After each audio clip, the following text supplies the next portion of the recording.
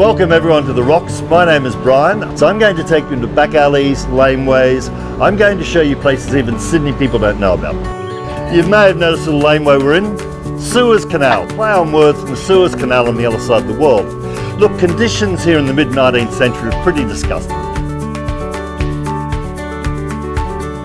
And then the timeline shows you the Rocks area at different points, including the building the Harbour Bridge. It's 49 metres off the water and it's 49 metres across. In school we are taught here Captain Cook discovered Australia. That's not quite right. What we'll do now is go through to George Street, the oldest street in Sydney.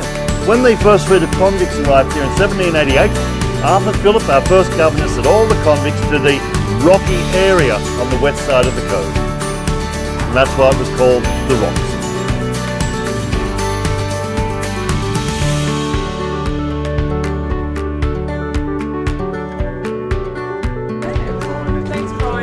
Thanks, Brian. Oh, been my pleasure entirely. Thanks, mate.